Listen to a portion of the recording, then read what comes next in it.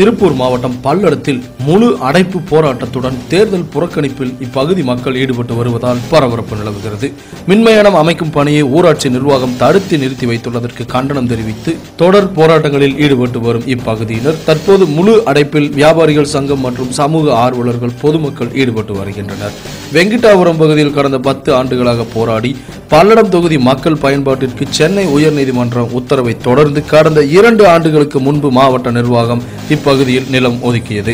அப்போதே பூமி பூஜை போட்டு கட்டுமான பணிகளும் துவங்கப்பட்டது. 1 ஆண்டுகளுக்கு மேல் கட்டுப்பட்டு வந்த இக்கட்டுமான பணியை கடந்த 5 மாதங்களுக்கு முன்பு பல்லடம் ஊராட்சி நிர்வாகத்தால் இப்பணி தடுத்து நிறுத்தப்பட்டுள்ளதாக குற்றச்சாட்டு வைத்து இப்பணியை கிடப்பில் போடப்பட்டுள்ளதாகவும் தெரிவிக்கின்றனர். இதனால் மின்மயானம் அமைக்கும் குழுவினர் மாவட்ட நிர்வாகத்திடம் பல முறை மனு கொடுத்தும் எந்த ஒரு நடவடிக்கையும் இல்லை என குற்றச்சாட்டு வைத்து கடந்த 10 நாட்களாகவே ஏப்ரல் 18 நாடாளுமன்ற தேர்தலை புறக்கணித்து ஊராட்சி மற்றும் வட்டாட்சியர் அலுவலகங்களை முற்றுகை போராட்டங்களில் ஈடுபட்டு வந்த நிலையில் இன்று இப்பகுதியில் உள்ள சுமார் 2000க்கும் மேற்பட்ட கடைகளை அடைத்து வியாபாரிகள் சங்கம், அனைத்து இருசக்கர வாகன தொழிலாளர்கள் சங்கம், பனியன் நிறுவனங்கள், மருத்துவர்கள் சங்கத்தினர் என பல தரப்பினரும் ஆதரவு தெரிவித்து முழு அடைப்பு போராட்டத்தில் ஈடுபட்டு வருகின்றனர்.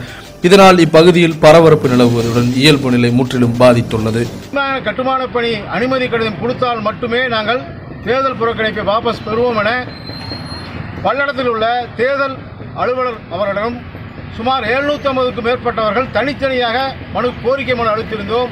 அந்த கோரிக்கை மனு அடிப்படையிலே இன்று வரை எவ்வித விசாரணையும் எவ்வித பேச்சுவார்த்தைக்கும் மாவட்ட நிர்வாகமும் அரசு அதிகாரிகளும் எங்களை அணுகாத காரணத்தினால் இன்று பல்லடம் முழுவதும் சுமார் 2500க்கும் மேற்பட்ட கடைகளை அடைத்து தாங்களாக